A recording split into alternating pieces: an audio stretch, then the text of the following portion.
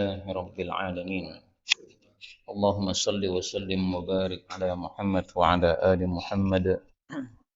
اللهم انفعنا بما علمتنا وعلمنا ما ينفعنا وزدنا علما وبارك لنا في علمنا وارزقنا الإخلاص في القول والعمل كاملا وعلما نافعا لا ينسى وتوفيقا دائما وصحة ويقينا وعافية.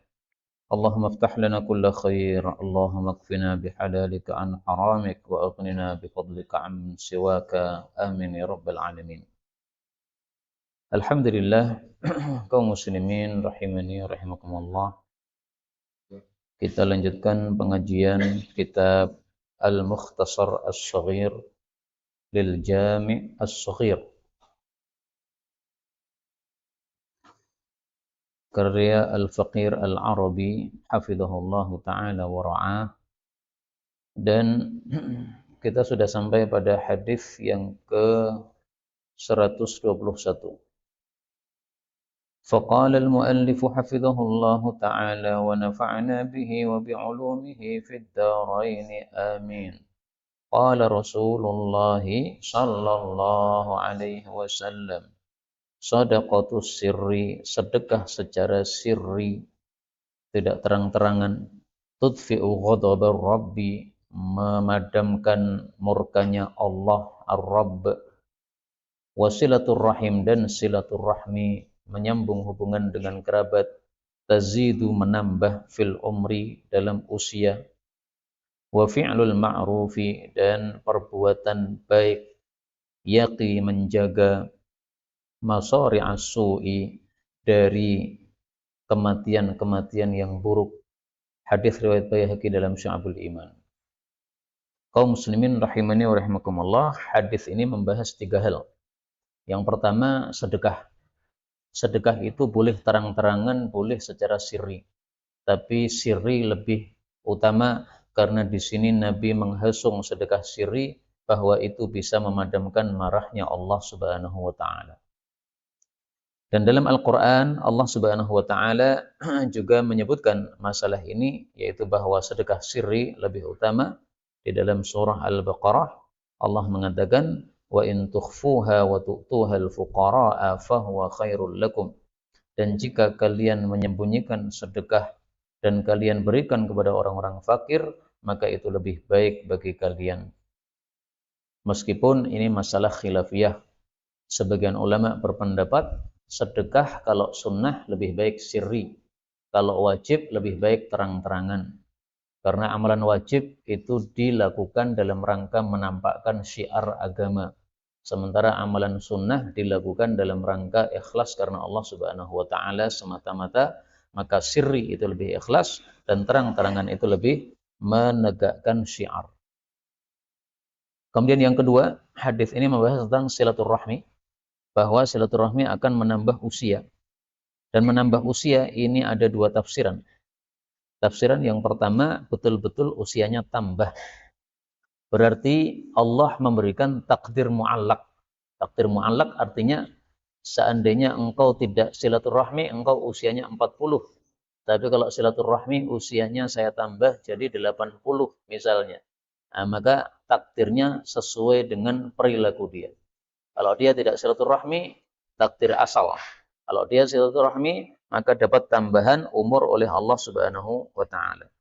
Tapi tafsir yang terpilih adalah yang kedua, yaitu menambah usia. Ini maksudnya menambah berkahnya usia. Seperti Imam Malik, Imam Syafi'i itu wafatnya usia 55 tahun. Seperti Ustadz Mu'in, wafatnya 55 tahun. Tapi Imam Syafi'i sampai hari ini masih disebut namanya. Imam Nawawi wafat usia 45 tahun. Tapi sampai hari ini masih disebut namanya. Nah, maka inilah berkahnya usia. Kemudian yang ketiga, perbuatan baik itu menjaga dari kematian yang buruk. Baik kematian untuk diri kita maupun kematian untuk keluarga kita. Diceritakan oleh guru kami Syekh Wahid Bali hafizahullah, bahwasanya ada seseorang keluar dari rumahnya, di kantongnya ada duit sedikit. Dia keluar rumah untuk membeli sesuatu. Tapi ternyata ada orang minta-minta. Akhirnya uang yang dia bawa tadi dia serahkan kepada orang yang minta-minta tadi. Maka dia nggak jadi beli, uangnya cuma itu. Kemudian anak kecilnya yang dia bawa tiba-tiba nyebrang jalan, maka ada mobil lewat, kena sudah. Maka dia langsung bawa lari anaknya ke dokter. Karena sudah jelas, bahkan dia mengira ini mungkin sudah mendekati kematian anak saya ini. Nah, begitu diperiksa oleh dokter, ternyata tidak terjadi apa-apa katanya. Maka dia teringat, barangkali itu karena sedekah yang saya lakukan tadi. Makanya di sini dikatakan, fi'lul ma'ruf, melakukan kebaikan. Kebaikan ini ditafsiri oleh para ulama, maksudnya kebaikan kepada sesama orang. Bukan kebaikan yang bersifat pribadi. Kalau bersifat pribadi kayak puasa, kayak baca Quran, itu bukan yang dimaksud di sini. Ya. Kata Imam Munawi, ya, meskipun perbuatan baik apapun itu disebut ma'ruf. Tapi yang dimaksud di sini, kata beliau, adalah yaitu perbuatan baik kepada orang-orang lain. Maka perbuatan baik kepada orang-orang lain itu menyebabkan kita terjaga dari kematian yang buruk seperti itu. Wallahu a'lam bishawab. Hadis berikutnya 122. Dan hadisnya ini saya kasih tanda merah, berarti hadisnya derajatnya apa? Dhaif. Sadaqatul fitri, zakat fitrah itu sa'u tamrin, satu sa' kurma. Au sa'u sya'irin, atau satu sa' gandum. An kulli ra'sin, dari setiap kepala. Au sa'u burin, atau satu sa' gandum yang mewah, gandum yang mahal, namanya gandum bur. Bainasnain, untuk dua orang. Untuk dua orang berarti setiap orangnya setengah sa'. Saghirin, baik anak kecil, au kabirin, atau orang dewasa. Hurrin, baik merdeka, au abdin, atau budak. Zakarin, baik laki-laki, au ungsa, atau wanita. Ghaniyin, baik orang kaya, au fakirin, atau orang miskin. Amma ghaniyukum, adapun orang kaya kalian, dia zakat fitrah, fayuzakkihillahu ta'ala, maka Allah mensucikan dia. Karena zakat itu sifatnya untuk mensucikan harta seseorang. Wa amma faqirukum, adapun orang fakir kalian, dia zakat fitrah, fayaruddullah, maka Allah akan kembalikan alaihi, kepada si fakir tadi, aksara, lebih banyak, mimma, dari apa yang a'tahu, dia fakir memberikan hal apa zakat tersebut. Hadis riwayat Abu Dawud sahih. Mohon maaf, hadis riwayat Abu Dawud derajatnya apa? Dhaif. Tapi meskipun dhaif, sebenarnya secara umum hadis ini sahih. Yang bikin dhaif itu cuma satu kalimat saja. Au sa'u burrin baina tsnain. Nah, ini yang menyebabkan apa? Dhaif. Kalau yang lainnya itu sesuai dengan hadis yang lain atau sesuai dengan fakta. Zakat fitrah satu sa'. Nah, ini sahih dalam Bukhari Muslim. Satu sa' itu kalau dikilokan sekitar 2,5 kilo. Ada yang mengatakan 3 kilo. Nah, terserah pakai yang mana, terserah. Madhab Syafi'i 2,5 kilo. Madhab Hambali yang sekarang yang di Saudi itu 3 kilo. Ya 3 kilo lebih utama. Karena semakin banyak kita keluarkan semakin utama. Nah, orang Arab makanan pokoknya adalah kurma atau gandum. Kalau orang Indonesia makanan pokoknya beras, maka dia mengeluarkan beras. Tapi seandainya orang Indonesia mengeluarkan kurma atau gandum, bagaimana? Sah. Menurut sebagian ulama, karena Rasulullah mengatakan kurma atau gandum. Tapi pendapat yang populer di tengah-tengah kita, ya bukan kurma, bukan gandum, tapi adalah makanan pokok setempat. Beliau mengatakan kulli ra'sin, setiap kepala, maksudnya setiap umat Islam wajib keluarkan zakat. Dengan syarat dia sudah lahir sebelum tenggelam matahari dari akhir Ramadan. Jadi misalnya akhir Ramadan itu hari Ahad. Kemudian ada bayi lahir jam 5 sore hari Ahad. Berarti dia sudah mengalami apa? Akhir Ramadan. Sebelum tenggelamnya matahari di akhir Ramadan. Nah, ini sudah wajib untuk dizakati. Tapi kalau bayinya itu lahir setelah maghrib. Jadi Ramadan selesai, kemudian adzan maghrib. Kemudian lahir bayi. Ini tanggal 30 Ramadan. maka bayi ini belum wajib zakat fitrah karena dia tidak mengalami Ramadan. Jadi yang wajib untuk zakat fitrah yang mengalami apa? Ramadan. Kulli ra'sin, setiap kepala.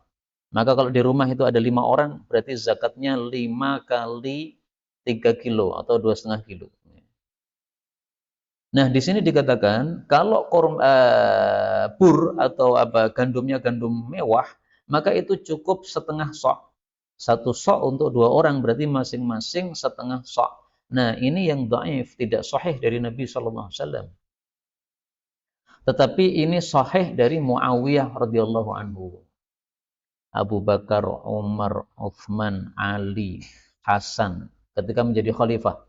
Ini semuanya menetapkan satu sok, baik jenis apapun maunya satu sok. Kalau untuk Indonesia misalnya mau beras rojo lili, mau beras biasa, pokoknya satu sok. Nah, begitu Muawiyah menjadi khalifah, dia katakan, ini pur ini harganya 2 kali lipat daripada syair. Pur itu gandum yang mewah, syair itu gandum biasa. Nah, sehingga kata Muawiyah, berarti untuk pur ini cukup setengah sok. Nah, kalau digambarkan untuk Indonesia, berarti beras biasa misalnya 1 kilo 10.000, kemudian rojo lele misalnya 1 kilo 20.000, maka cukup setengah sok untuk beras rojo lele. Kenapa? Nilainya 2 kali lipat. Nah, ini karena tidak sahih dari Nabi, tapi hanya sahih dari Muawiyah, sehingga 3 mazhab tidak mau memakai. Mazhab Syafi'i, mazhab Hambali, mazhab Maliki tidak mau pakai. Mereka tetap pilih seperti di masa Nabi, satu sa' jangan diubah-ubah. Yang memakai ini hanya satu madhab. Tersisa siapa? Madhab Hanafi. Ya, madhab Hanafi pakai fikihnya Muawiyah ini, atau pakai hadis ini. Tapi hadis ini derajatnya dhaif, sehingga tidak usah kita pakai. Lebih baik kita pakai apa yang di masa Rasulullah sallallahu alaihi wasallam. Beliau katakan di sini anak kecil maupun orang dewasa. Nah, anak kecil tentu saja yang mengeluarkan zakatnya adalah walinya atau orang tuanya. Maka dalam satu keluarga, bapak ini bertanggung jawab. Siapapun yang dia nafkahi, maka dia bertanggung jawab menzakati fitrah untuk orang-orang tersebut. Istri itu kan dia nafkahi. Nah, berarti zakat fitrahnya ditanggung oleh suami. Kalau istri keluarkan sendiri gimana? Sah. Tapi itu sebenarnya tanggungannya suami. Karena tanggungan kewajibannya bagi orang yang menafkahi. Meskipun ini juga khilafiyah. Ya. Tapi kita pakai pendapat yang dipakai oleh mazhab Syafi'i. Kemudian di sini disebutkan, orang kaya mengeluarkan zakat fitrah wajar, dia disucikan oleh Allah. Orang fakir kok tetap keluarkan zakat fitrah? Nggak apa-apa, karena nanti dia mendapatkan lebih banyak. Dia misalnya keluarkan 2,5 kilo. Tapi dari masjid dikirimi misalnya 10 kilo. Nah, maka tidak ada masalah. Orang fakir tetap keluarkan zakat fitrah apabila memang ada sisa dari makanan untuk sehari semalam dalam malam hari raya sampai besok hari raya. Kalau masih ada sisa berarti dia wajib zakat fitrah. Kemudian sebagaimana zakat fitrah ini diperselisihkan apakah ini setengah sok bur atau satu sok bur, juga diperselisihkan bolehkah dengan mata uang. Menurut 3 mazhab tidak boleh dengan mata uang. Zakat fitrah harus beras. Menurut mazhab Hanafi boleh dengan mata uang. Nah, Imam Bukhari yang biasanya tidak sepakat dengan mazhab Hanafi, dalam kasus ini beliau sepakat dengan mazhab Hanafi. Jadi menurut Imam Bukhari, zakat fitrah pakai duit nggak ada masalah. Ada pendapat yang tengah-tengah. Pendapatnya Ibnu Taimiyah, tengah-tengah. Dia mengatakan, hukum asal zakat fitrah pakai beras. Tapi kalau orang miskin itu sangat terdesak, butuh duit, nah, maka silahkan dibayarkan dalam bentuk duit. Pak, ini keluarga sakit, Pak. Tidak bisa membayar obat ini, Pak. Nggak ada BPJS, nggak ada. Kartu sehat, nggak ada. Nah, maka akhirnya dia butuh duit. Nah, maka boleh kita keluarkan kepadanya dalam bentuk uang, karena dia lebih butuh kepada uang tersebut. Tapi alangkah bagusnya kalau zakat fitrah tetap dikeluarkan beras, terus kita tambahi duit sebagai sedekah. Itu lebih bagus lagi, insyaallah ta'ala. Hadis berikutnya 123. Sofwatullahi, pilihannya Allah, min ardihi, dari buminya, itu adalah Syam, negara Syam. Wa fiha, dan di dalam negara Syam, sofwatuhu, ada pilihannya Allah, min khalqihi, dari makhluknya, wa ibadihi, dan hamba-hambanya. Ini kata-kata ibad, kalau dibaca ibad artinya hamba. Boleh juga dibaca ubad. Kalau dibaca ubad artinya ahli-ahli ibadahnya. Nah, terserah, mau dibaca bagaimana terserah. Wala yadkhulannal jannah, dan sungguh betul-betul akan masuk ke dalam jannah, min ummati, dari umatku, maksudnya umat Islam, thullatun, sekelompok orang, la hisaba, yang tidak ada hisab, alaihim, atas mereka, wala adzaba, juga tidak diazab. Hadis riwayat Tabarani. Mudah-mudahan kita termasuk yang masuk surga tanpa hisab, tanpa azab. Amin ya rabbal alamin. Thullatun, itu sedikit atau banyak? Sedikit atau banyak, Pak? Tadi kita membaca di dalam salat maghrib surah Al-Waqi'ah. Thullatum minal awwalin wa qalilum minal akhirin. Berarti thullatun itu apa? Banyak. Karena sebaliknya adalah qalilun. Nah, sekarang berapa orang yang masuk jannah tanpa hisab, tanpa azab? Rasulullah SAW sudah jelaskan dalam hadis yang lain. Sab'una alfan, ada 70.000 orang, min ummati, dari umatku, yadkhulunal jannah, masuk surga, bi ghairi hisab, tanpa hisab. Humul ladina la yaktawun, orang-orang yang tidak menggunakan kai sebagai pengobatan. Wala yastarqun, tidak meminta diruqyah oleh orang lain. Wala yatatayyarun, tidak menganggap sial gara-gara burung gagak. Wa ala rabbihim yatawakkalun, dan tawakal kepada Allah Subhanahu wa taala. Ini hadis sahih riwayat Bukhari dan Muslim. Riwayat Qaf, ini muttafaqun alaih. Nah, jadi jumlahnya berapa? Ada 70.000 orang. Dalam hadis yang lain disebutkan masing-masing membawa 70.000. Nah, maka totalnya sekitar 5 miliar orang-orang yang masuk surga tanpa hisab, tanpa azab. Maka disebut tadi thullatun, sekitar 5 miliar, 5M. Maka orang-orang yang tidak baik seperti kita, ini berharap termasuk mereka, yang nggak apa-apa, Pak. 5 miliar banyak, Pak. Tapi kalau kita berharap, maka hendaklah kita mengamalkan ini tadi. Satu adalah, yaitu la yaktawun, jangan menggunakan besi panas untuk pengobatan. Dicoskan pada tempat yang sakit. Ini pengobatan terakhir untuk orang-orang Arab. Kemudian jangan minta diruqyah oleh orang lain. Kemudian jangan merasa sial dengan sesuatu yang terlihat atau terdengar. Kemudian tawakallah kepada Allah Subhanahu wa taala. Insyaallah mendapatkan janji ini, yaitu masuk surga tanpa hisab, tanpa azab. Kemudian hadis ini menunjukkan fadilahnya bumi Syam. Dan fadilah bumi Syam ini dijelaskan oleh Nabi dalam hadis yang sangat banyak. Sampai-sampai ada satu kitab judulnya Fadailus Syam. Fadilah-fadilah bumi Syam.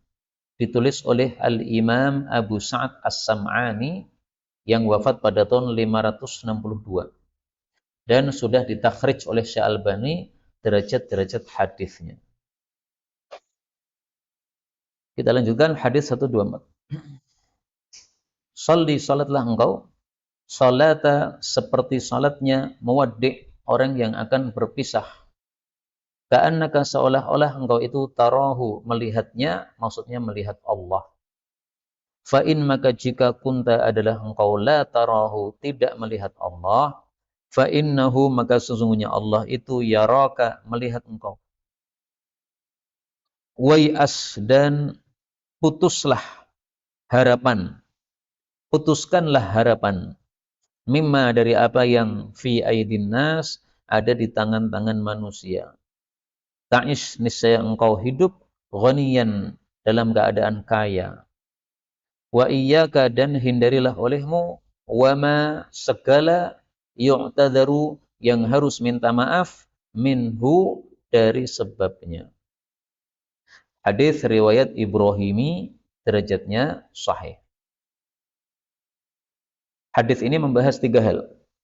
Yang pertama, supaya salat khusyuk, maka hendaklah salatnya seperti salat yang orang yang berpamitan. Maksudnya orang yang berpamitan yang akan mati, sehingga dia pamit untuk pergi, untuk mati. Maka maksudnya adalah ketika kita salat, kita bayangkan nanti setelah selesai salam, ini saya sudah didatangi oleh malaikat maut. Nah, sehingga kita bayangkan, ini salat terakhir. Seandainya betul-betul itu salat terakhir, seandainya malaikat maut itu sudah ngontak kita, ya, di WA oleh malaikat maut. Nanti salat Isya kamu siap-siap, ya. Saya akan cabut nyawamu habis Isya langsung. Pasti kita kan khusyuk, Pak. Nah, maka disuruh membayangkan seperti itu. Seolah-olah akan mati setelah salat, sehingga nanti akan khusyuk di dalam salatnya. Dan ini kalau kita salat tahajud malas, nah, caranya begini. Kita bayangkan ini adalah malam terakhir saya, nanti habis subuh saya sudah mati, nah, insya Allah akan lebih semangat dalam salat tahajud. Kemudian kata-kata ka'annaka tarah, seolah-olah engkau melihat Allah, ini disebut oleh para ulama sebagai musyahadah, yaitu seolah-olah menyaksikan Allah. Syahada menyaksikan, musyahadah menyaksikan Allah. Kalau tidak bisa mencapai derajat musyahadah, maka turun kepada derajat bawahnya, fa innahu yaraka, merasa dilihat Allah. Ini namanya maqam muraqabah. Dua maqam ini, musyahadah dan muraqabah, ini adalah maqam atau tingkatan orang-orang yang sudah mencapai derajat ihsan. Islam itu paling bawah, naik lagi iman, naik lagi ihsan. Nah, ihsan itu kalau kita ibadah merasa diawasi oleh Allah, itu namanya muraqabah, atau kita seolah-olah melihat Allah, ini musyahadah. Kemudian yang kedua, hadis ini membahas tentang putus asa dari apa yang ada di tangan manusia. Jangan berharap dari apa yang di tangan manusia. Jadi kalau kita punya apapun keperluan, maka larinya pikirannya kepada Allah, jangan kepada manusia. Kadang-kadang kita punya utang, kan? Nah, untuk melunasi utang itu gimana? Seringkali larinya manusia itu pikirannya kepada temannya yang kaya, atau tetangganya yang kaya, atau donatur. Nah, coba kita ubah, pikiran itu jangan kepada manusia. Putus asalah, putuslah harapanmu, putuskanlah harapanmu dari apa yang ada di tangan manusia. Tapi kita berharap kepada Allah Subhanahu wa Ta'ala. Dan makna ini kita temukan dalam hadis yang sangat jelas menunjukkan hal itu. Rasulullah bersabda, "Man asabathu faqah," barang siapa yang tertimpa kebutuhan, fa anzalaha binnas, lalu dia laporkan kepada para manusia, lam tusadda faqatuhu, keperluannya tidak akan ditutup oleh Allah. Jadi kita punya keperluan, kita beberkan kepada manusia, lapor kepada teman kita, Pak, duit war Pak, aku urusan kayak gini Pak. Lari ke sana kemari ya Pak, ngabarkan tentang kebutuhannya ini. Dia lupa sama Allah Subhanahu wa Ta'ala. Maka kata Nabi, lam tusadda faqatuh, keperluannya enggak akan ditutup oleh Allah. Wa man anzalaha billah, tapi orang yang melaporkan kebutuhannya itu kepada Allah, ausyaqallahu lahu bil ghina, Allah nyaris akan berikan kekayaan kepadanya. Allah nyaris akan berikan kecukupan kepadanya. Artinya kebutuhan tadi sudah enggak ada. Kebutuhan tadi sudah enggak ada itu belum tentu Allah kirimkan duit, belum tentu. Pokoknya kebutuhannya hilang. Misalnya nih, anak sakit, kemudian periksa ke rumah sakit, nggak ada biaya. Tapi ternyata disembuhkan oleh Allah. Nggak jadi, keluar biaya. Misalnya begitu. Atau misalnya, anak sakit ini, ternyata Allah Subhanahu wa Ta'ala takdirkan mati. Nah, karena mati malah tidak menanggung biaya. Kalau dia berkelanjutan sakit, ini memang lahirnya cacat misalnya, maka biaya terus. Tapi oleh Allah ini anak malah diambil. Udah diambil saja supaya kamu nggak repot mengurusi anakmu ini. Makanya Nabi mengatakan di sini, imma bimautin ajil, au ghinan ajil. Nah, kalau dalam hadis yang lain itu, bimautin ajil. Ada kalanya kematian yang segera datang. Kalau riwayat yang satunya. Ya. Kematian yang segera datang maksudnya ini tadi ya. Misalnya anaknya sakit kemudian dimatikan oleh Allah Subhanahu Wa Taala. Jadi sudah selesai masalah. Atau kita yang sakit kemudian kita mati, maka sudah selesai masalah kita. Au ghinan ajil, atau kecukupan yang segera datang. Boleh juga kematian yang segera datang ini ditafsir oleh sebagian ulama, yaitu kematian kerabat kita, yang kemudian setelah dia mati maka kita dapat warisan.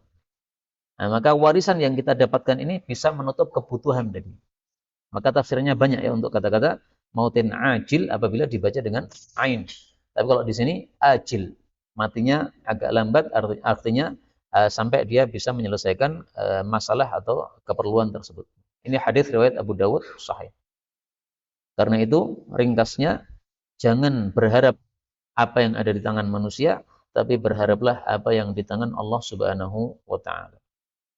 Kemudian yang ketiga, hindarilah segala sesuatu yang nanti akhirnya kita harus minta maaf.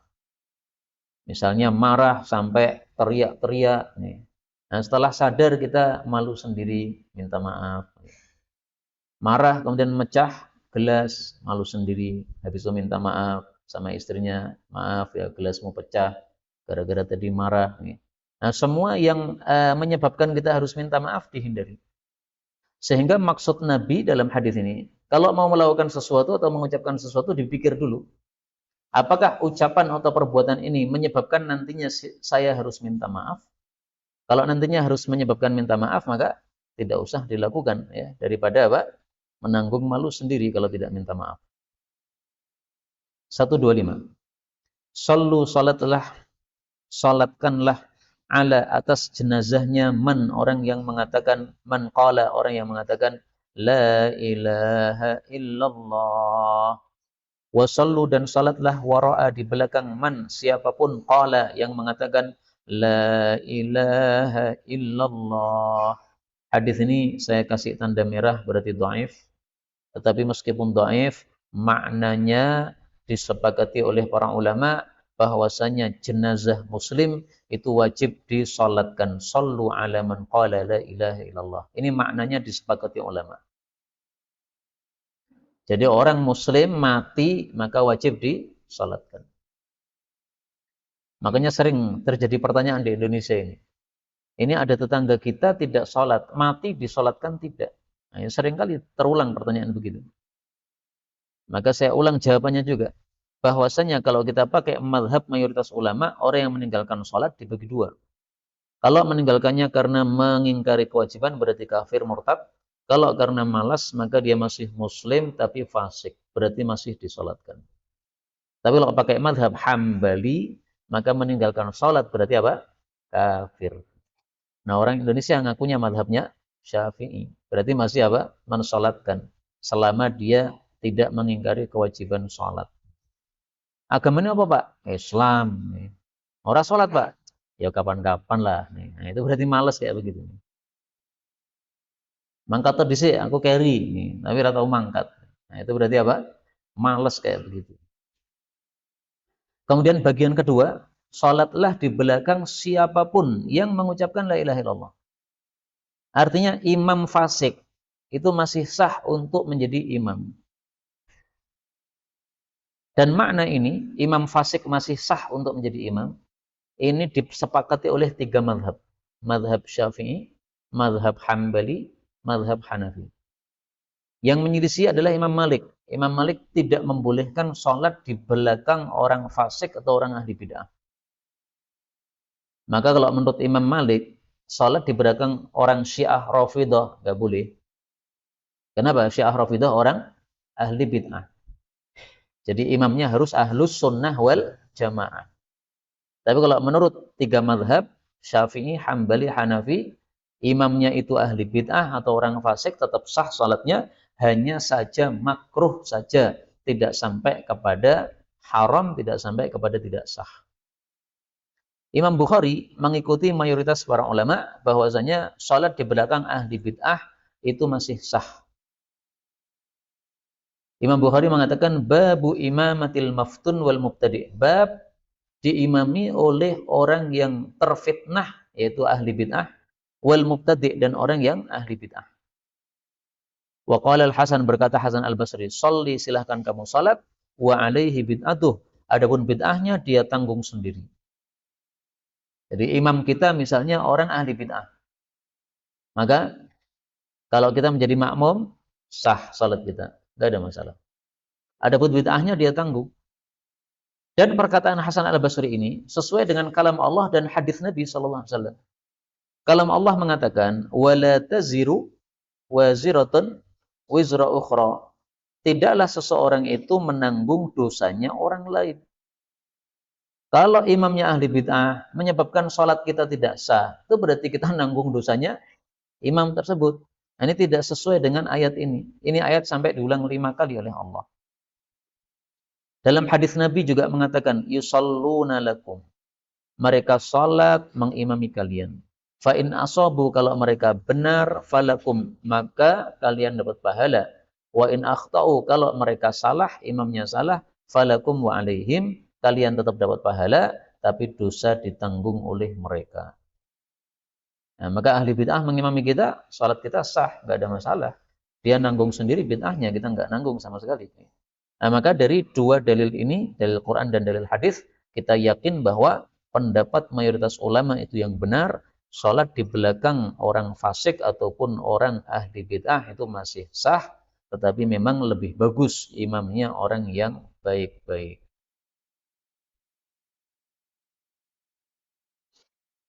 Beberapa hari yang lalu kayaknya viral, Pak ya. Orang-orang keluar dari LDII. Nah, LDII itu termasuk ahli bid'ah atau tidak? Kalau melihat pemikirannya, ya ahli bid'ah. Karena menganggap yang Islamnya sah itu cuma mereka. Yang ngomong bukan saya, tapi orang yang sudah keluar dari kelompok tersebut. Nah, sehingga kalau seandainya kita diimami oleh teman-teman kita LDI, gimana itu? Ya sah. Kalau Imam Malik nggak mau, ora gelem salat ngene LDI. Nah, jadi malah saling tidak mau.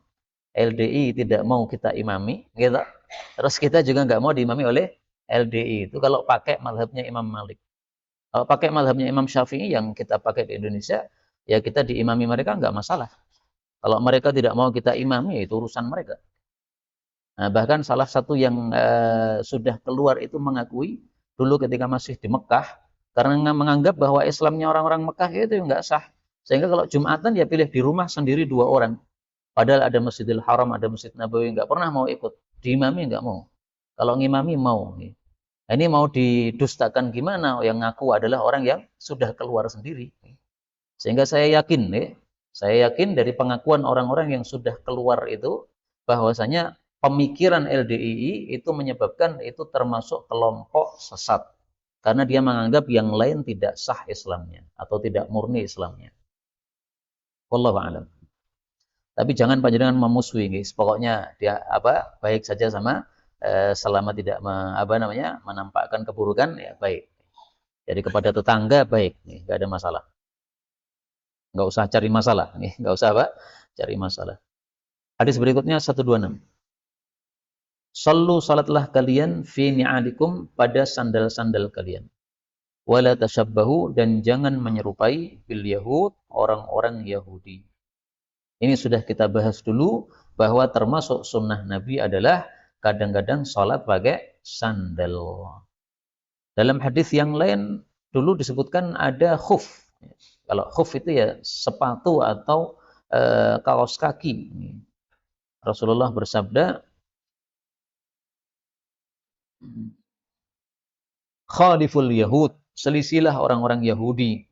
Fa innahum, karena Yahudi itu la yusallun, tidak salat fi ni'alihim, dengan sandal, wala khifafihim, juga tidak pakai sepatu kalau salat. Hadis riwayat Abu Dawud. Nah, maka justru kalau kita salatnya dengan sandal atau sepatu, itu menyelisih orang-orang Yahudi. Ini hadisnya sahih riwayat Tabarani. Kalau yang tadi hadisnya riwayat Abu Dawud dari Shaddad bin Aus. Kalau yang ini tadi Tabarani dari Shaddad bin Aus, sama ya. Ini berarti lafalnya saja yang berbeda. Karena itu sebisa mungkin kita melakukan pesannya Imam Ahmad dan Imam Nawawi. Setiap hadis yang sudah pernah kita baca minimal diamalkan sekali seumur hidup. Pernah nggak Pak? Sholat pakai sandal. Pernah? Oh, sholat jenazah. Nah, yang selain jenazah dipakai sholat apa? Sandal. Kalau saya itu suka beli sandal pijet. Nah, sandal pijet itu menurut saya enak kalau untuk sholat tahajud. Sehingga sambil berdiri, sambil pijetan. Tapi jangan langkah-langkah ini Pak. Menang mawon. Itu sudah pijetan. Enak. Nah, maka sekaligus sehat insya Allah, sekaligus sunnah Nabi. Loh, ini berpahala Pak, berpahala. Kalau kita lakukan berpahala. Karena niatnya melakukan perintah Nabi, sholatlah dengan sandal. Kalau perlu di masjid ini disiapkan sandal nggak apa-apa Ustaz? Sandal masjid. Tapi kalau mengganggu ya nggak usah ya. Tapi seandainya ada sandal masjid ya nggak apa-apa. Sandal yang khusus masuk masjid yang bersih. 127. Sinfani, ada dua kelompok, minan nasi, dari kalangan manusia. Idza salaha, jika keduanya baik, salahan nasu, baiklah seluruh manusia. Wa idza fasada, kalau keduanya rusak, fasadan nasu, rusak seluruh manusia. Satu al-ulama, yang kedua al-umara atau pemimpin-pemimpin. Hadis riwayat Abu Nuaim dalam kitab Hilyatul Auliya, derajatnya dhaif. Meskipun dhaif, ini isinya sangat-sangat masuk akal. Ulama itu kan panutan, Pak. Kalau ulamanya rusak, otomatis rakyatnya rusak. Kiai yang mengadakan pengajian, tapi sambil dangdutan. Itu sama majelis dangdutan kabeh. Dan itu katanya ada sekarang di Jawa Timuran itu. Wallahu a'lam, saya nggak pernah ngerti, nggak pernah lihat nih. Katanya pengajian tapi juga ada dangdutannya. Perempuan itu yang naik panggung sambil nyanyi-nyanyi, joget-joget. Nah, kalau betul itu, ya itu contohnya ulama rusak semuanya. Semejelis rusak semuanya. Karena yang laki-laki semuanya nonton perempuan megal-megal di atas panggung, itu nggak rusak ya begitu. Nah, itu gara-gara kiainya rusak. Kalau kiainya nggak rusak, nggak akan mungkin terjadi seperti itu. Nah, sudah dibahas oleh guru kami, Syekh Najih Maimun Zubair, putranya Mbah Maimun Zubair, bahwa perempuan tidak boleh naik podium kalau di situ banyak laki-laki. Silahkan perempuan naik podium kalau itu yang mendengarkan perempuan saja, nggak ada masalah. Kalau yang mendengarkan bapak-bapak, ya pakai tirai. Nah, jadi jangan seperti ini. Di sini duduk perempuan, kemudian bapak-bapak melihat, ini nggak sepantasnya. Nah, bisa dilihat fatwa beliau dalam Bahsul Masail itu. Kemudian pemimpin juga begitu. Kalau pemimpinnya rusak, ya otomatis rakyatnya juga rusak. Karena pemimpinnya akan membiarkan rakyatnya rusak. Presiden misalnya, dia kasih peraturan, semua yang beragama Islam wajib ke masjid. Ini pasti masjid ramai semua. Presiden mengatakan, ini semua wanita yang muslimah pakai jilbab. Nah, pasti pakai jilbab semua. Kalau nggak pakai jilbab nanti bisa dihukum atau didenda misalnya. Nah, jadi baik kalau pemimpinnya baik. Maka kalimat ini tidak salah meskipun tidak bisa kita yakini sebagai sabda Nabi karena hadisnya dhaif. Karena itu, sebagian ulama salaf mengatakan, kalau saya memiliki satu doa yang mustajab, maka doa ini akan saya berikan kepada para umara. Kenapa? Karena kalau umara itu baik, pemimpin itu baik, maka nih saya rakyatnya baik semua. Ini satu pemikiran yang cerdas. Karena itu kalau teori saya, daripada kita mendoakan keburukan kepada pemimpin, lebih baik kita mendoakan hidayah kepada pemimpin. Menurut saya lagi, pandangan cocok napa mboten terserah. Indonesia kan ada presidennya, nah, mana lebih baik? Mendoakan keburukan kepada presiden kita atau mendoakan hidayah? Ya tetap saja mendoakan keburukan itu ada tempatnya, mendoakan hidayah ada tempatnya, tapi secara umum mendoakan hidayah lebih baik. 128. Saumu puasa syahris sabri, bulan Ramadan, wa thalathati ayyamin dan 3 hari min kulli syahrin tiap bulan, yudhibna melenyapkan waharas sadr, penyakit hati. Hadis diriwayatkan oleh Bazzar. Hadis ini menghasung kita puasa 3 hari tiap bulan. Kata-kata 3 hari ini tidak berarti ayyamul bid, tapi bebas. Karena Nabi mengatakan 3 hari. Tapi memang dalam hadis yang lain, Nabi mengatakan, kalau kamu memang mau puasa 3 hari tiap bulan, puasalah tanggal 13, 14, 15. Dan itu ayyamul bid. Sebagian kecil ulama berpendapat ayyamul bid mulai tanggal 12, 12, 13, 14. Tapi yang populer adalah 13 sampai 15. Fadilahnya apa? Melenyapkan penyakit hati. Penyakit hati kayak ujub, riya, sombong, dan sebagainya. Ya, dongkol kepada sesama muslim. Nah, semua itu akan permusuhan kepada sesama muslim itu akan dihilangkan semua. Kalau ada orang yang sudah puasa 3 hari, tapi masih berpenyakit hati, itu gimana? Maka jawabnya adalah bukan salahnya hadis ini, tapi dia puasanya tidak sesungguhnya. Sama dengan ayat Allah dalam Al-Quran ya. Innas salata tanha anil fahsya'i wal munkar. Lah kita sudah sholat tapi kok mungkarnya kok rutin terus. Gimana itu? Nah, itu bukan salahnya ayat. Ayatnya sudah benar. Sholat itu melarang kita dari perbuatan keji dan mungkar. Itu karena sholat kita yang nggak benar. Makanya sholatnya nggak ada fungsinya. Kalau sholatnya benar maka akan muncul fungsi ini. Demikian juga puasa. Kalau puasanya betul-betul puasa, akan muncul fungsi tadi, melenyapkan hati. Karena itu jangan menyalahkan hadisnya kalau kita belum mendapatkan fadilah ini. Kemudian bulan Ramadan disebut bulan sabar, itu karena sabar itu artinya menahan. Dan orang puasa itu menahan dari makan, minum, syahwat. Maka disebut bulan sabar. Dan sudah saya sebutkan kemarin, dengan sebab hadis inilah, para ulama mengatakan wasta'inu bis-sabri was-shalah, minta tolonglah kepada Allah dengan sabar dan salat. Sabar maksudnya apa? Puasa. Menurut sebagian ulama.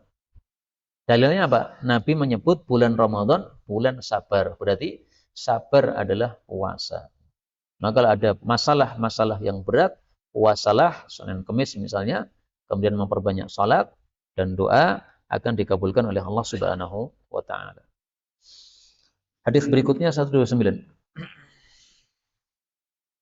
Sumu puasalah kalian liru'yatihi karena melihat hilal. Wa aftiru dan berbukalah kalian liru'yatihi karena melihat hilal. Wangsiku dan ibadahlah kalian liha laha karena ru'yat hilal tersebut. Fa in ghumma maka jika hilal tertutupi alaikum atas kalian fa atimmu maka sempurnakanlah salasin menjadi 30 hari. Fa in syahida kalau bersaksi syahidani dua saksi laki-laki muslimani muslim fasumu maka puasalah wa aftiru dan berbukalah. Ini hadis sudah sering kita bahas. Ringkasnya masuk Ramadan dan keluar Ramadan itu dengan ru'yatul hilal, tidak dengan hisab. Yang menggunakan hisab lemahnya dari dua sisi. Satu, bertentangan dengan hadis ini. Dua, bertentangan dengan ijma' atau kesepakatan para sahabat. Semua sahabat Nabi pakai ru'yat, nggak ada yang pakai hisab. Yang pakai hisab pertama kali adalah seorang ulama tabi'in namanya Mutarrif bin Syikhir. Mutarrif bin Abdullah bin Syikhir. Nah, maka inilah satu-satunya ulama tabi'in yang waktu itu pakai hisab. Tapi dia pakai untuk dirinya sendiri. Lalu kemudian sekarang populer digunakan oleh banyak orang. Nah, jangan kita pakai hisab karena bertentangan dengan hadis ini. Syahidani dua orang saksi musliman yang muslim. Ini minimalnya saksi. Tapi khusus untuk masuk pada bulan Ramadan, satu saksi sudah cukup. Tapi kalau keluar dari bulan Ramadan, wajib dua saksi. Kenapa untuk masuk Ramadan cukup satu saksi? Karena kita temukan hadis yang lain. Dalam kitab Bulughul Maram, yang punya Bulughul Maram, nanti bisa dicari. Ya. bisiyamihi. Pada hadis nomor 654. Gampang Pak nomornya lagi. 654 nih. Dari Ibnu Umar dia mengatakan orang-orang berusaha melihat hilal. Lalu saya laporkan kepada Nabi bahwa saya sendiri yang melihatnya. Lain-lain nggak ada pada melihat.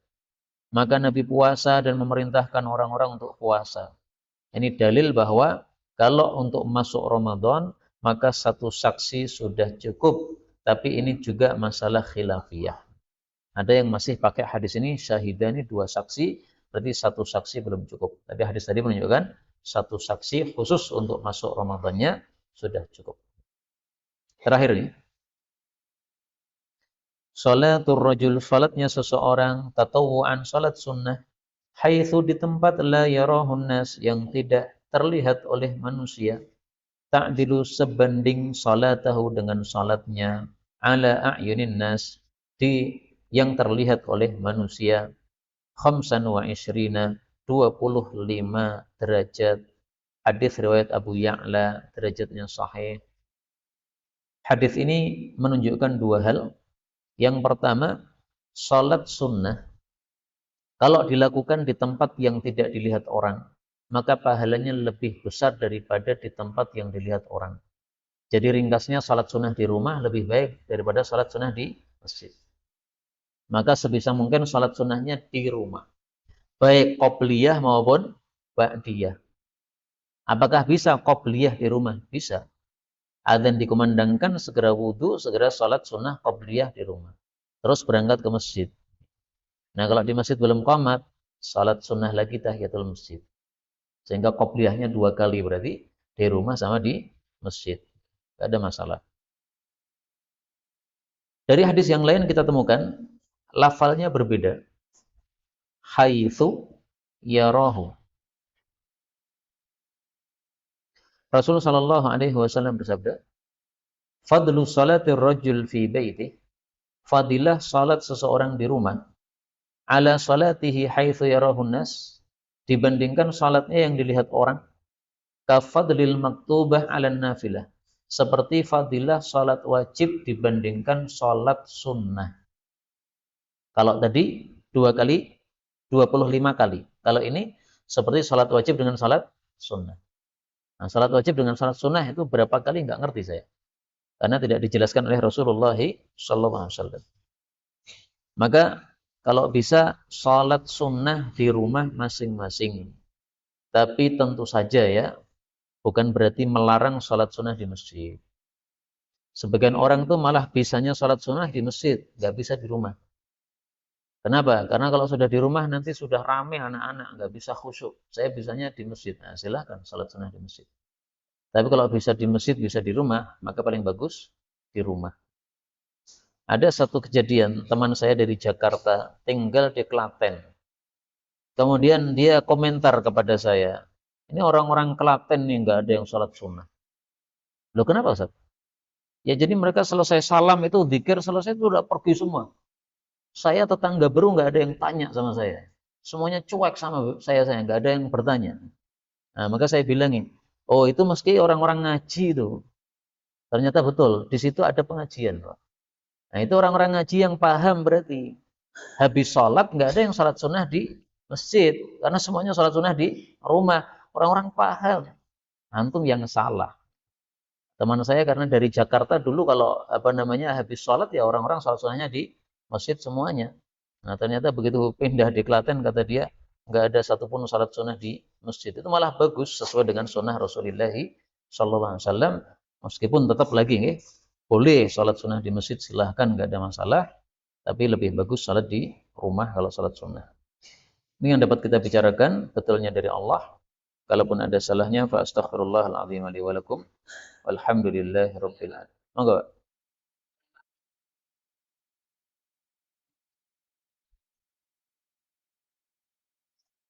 Lafalnya apa, Pak?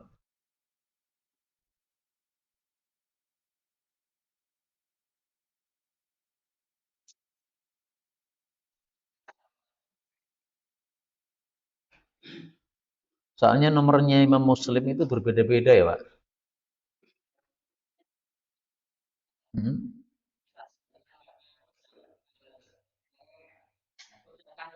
Nah ini, fa in ghumma 'alaikum faqdiru salasin ini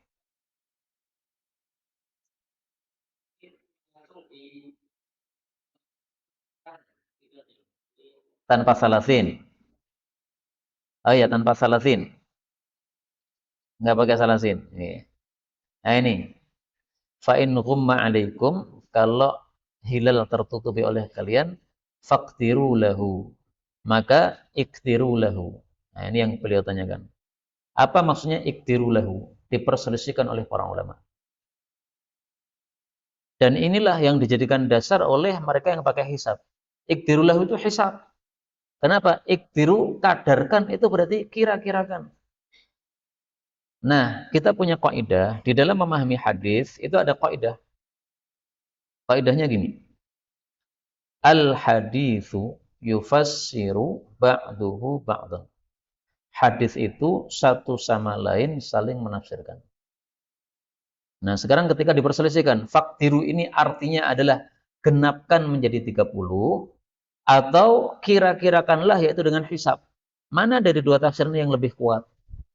Kita lihat lafal yang lain, ternyata lafal yang lain mengatakan faqdiru salasin, maka genapkanlah menjadi 30 hari.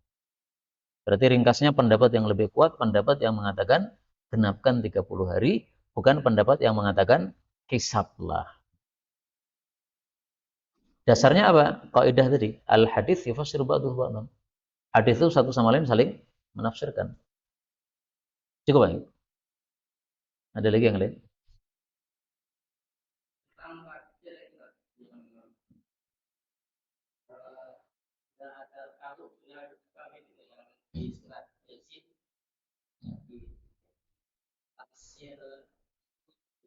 Hmm. Kalau urjunil qadim. Kenapa?